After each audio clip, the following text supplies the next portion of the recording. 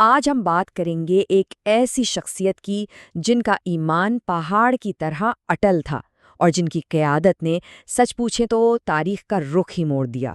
جی ہاں، یہ داستان ہے نعمان بن مقرن کی۔ سوچئے، یہ الفاظ ہیں خلیفہ عمر کے۔ ذرا اندازہ لگائیے کہ وقت کتنا نازک ہوگا جب اسلامی ریاست کو اپنی تاریخ کے شاید سب سے بڑے چیلنج کا سامنا تھا، ایک ایسا خطرہ جسے ٹالنے کے لیے کسی عام آدمی کی نہیں بلکہ ایک غیر معمولی شخصیت کی ضرورت تھی۔ تو پھر کون تھا وہ شخص جسے یہ ناممکن سا مشن سونپا گیا؟ وہ تھے نعمان بن مقرن، ایک ایسا نام جو بہادری، حکمت اور غیر متزلزل ایمان کا آپ کہہ سکتے ہیں کہ دوسرا نام بن گیا۔ تو چلیں دیکھتے ہیں کہ ان کی کہانی شروع کہاں سے ہوتی ہے۔ نعمان کی کہانی کو سمجھنے کے لیے ہمیں پہلے ان کے قبیلے کو سمجھنا ہوگا۔ ایک ایسا قبیلہ جس نے تاریخ کے ایک بہت ہی نازک موڑ پر سب کے سامنے اجتماعی ایمان کی ایک ایسی مثال قائم کی جو آج بھی سچ میں دل کو چھو جاتی ہے۔ دیکھیں، پیغمبر اسلام صلی اللہ علیہ وسلم کی وفات کے بعد عرب میں ایک بہت بڑا بحران پیدا ہو گیا۔ کئی قبائل نے بغاوت کر دی، زکوٰۃ دینے سے صاف انکار کر دیا۔ یہ تھا فتنہ ارتداد کی جنگوں کا دور۔ مطلب ایک نئی ریاست کے لیے یہ بہت ہی افراتفری اور غیر یقینی کا وقت تھا، ایک ایسا وقت جب وفاداریاں روزانہ آزمائی جا رہی تھیں۔ لیکن اس ساری شورش کے بیچ ایک قبیلہ تھا جو بالکل ثابت قدم رہا، قبیلہ مزینہ۔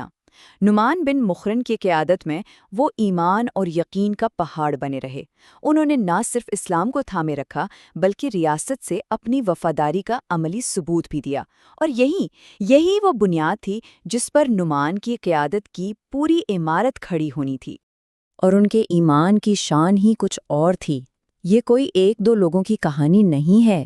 ذرا تصور کریں، نعمان، ان کے 9 بھائی اور قبیلے کے 400 شہسوار، سب نے ایک ساتھ ایک ہی وقت میں اسلام قبول کیا۔ یہ ایک بہت بڑی بات تھی، اور یہ اجتماعی عمل اتنا اہم تھا کہ ان کے اعزاز میں قرآن کی یہ آیت نازل ہوئی جس نے ان کے فیصلے پر ہمیشہ کے لیے مہر لگا دی۔ یہ ایک طرح سے آسمانی گواہی تھی کہ اتحاد اور سچے ایمان میں کتنی زبردست طاقت ہوتی ہے۔ تو ایمان تو لے آئے، لیکن اب وقت تھا نعمان کی قائدانہ صلاحیتوں کے اصل امتحان کا، اور یہ امتحان فوجی اور سفارتی دونوں میدانوں میں ہونا تھا۔ خلیفہ ابو بکر کا عزم دیکھیں۔ اللہ کی قسم، اگر وہ مجھے ایک رسی بھی دینے سے انکار کریں جو وہ پہلے دیتے تھے تو میں اس کے لیے ان سے لڑوں گا۔ مطلب اصولوں پر کوئی سمجھوتا نہیں ہو سکتا تھا۔ اور انہی فیصلہ کن جنگوں میں نعمان بن مقرن نے ایک اہم کمانڈر کے طور پر اپنی صلاحیتوں کا لوہا منوایا۔ اچھا، ان کا سب سے بڑا سفارتی امتحان آیا ایران کے شاہی دربار میں۔ وہ مسلمانوں کے وفد کی سربراہی کر رہے تھے، اور سامنے تھا فارسی بادشاہ یزدگرد۔ بادشاہ نے تکبر دکھایا، دولت کی نمائش کی، لیکن نعمان جھکنے والے نہیں تھے۔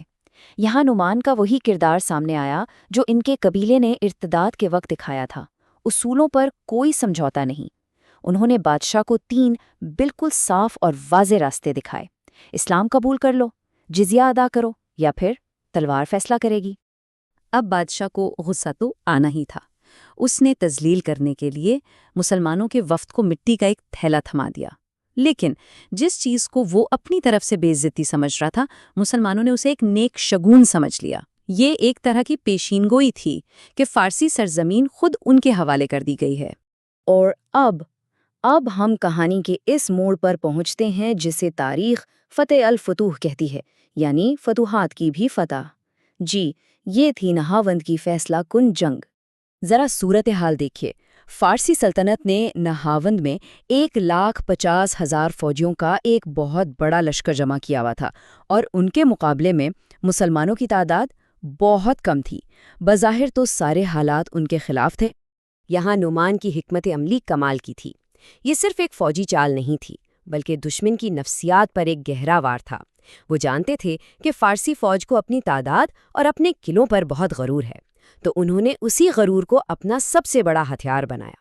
ایک جھوٹی پسپائی کا ڈرامہ کیا تاکہ وہ اپنے قلعوں سے نکل کر کھلے میدان میں آ جائیں۔ تو منصوبہ بالکل تیار تھا، میدان سج چکا تھا، اب بس ایک اشارے کا انتظار تھا، 3 تکبیروں کی گونج کا۔ اور یہ وہ گونج تھی جو اس جنگ کا رخ ہمیشہ کے لیے بدلنے والی تھی۔ پہلی تکبیر، فوج تیار، دوسری تکبیر، جوش اور بڑھا، اور تیسری تکبیر کے ساتھ ہی مسلم لشکر ایک سیلاب کی طرح، ایک طوفانی دریا کی طرح دشمن پر ٹوٹ پڑا۔ اور نعمان، وہ خود سب سے آگے تھے، بالکل ایک شیر کی طرح دشمن کی صفوں کو چیرتے ہوئے آگے بڑھ رہے تھے۔ لیکن پھر عین مارکے کے بیچوں بیچ کیچڑ میں ان کا گھوڑا پھسلا اور وہ گر پڑے۔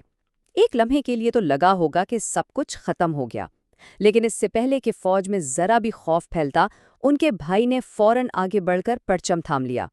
پیغام بالکل صاف تھا، کمانڈر گریں یا رہیں، مشن نہیں رکے گا، مشن جاری رہے گا۔ اور جنگ جیت لی گئی۔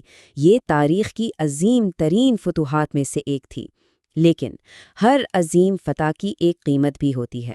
فتح کا جشن منایا جا رہا تھا، سپاہی اپنے کمانڈر کو مبارکباد دینے کے لیے جمع ہو رہے تھے، اور تب نعمان کے بھائی نے ان کے جسم سے چادر ہٹائی اور فوج کو بتایا، یہ تمہارا جرنل ہے جو ابدی نیند سو رہا ہے۔ ان کا عظیم کمانڈر شہادت کا رتبہ پا چکا تھا۔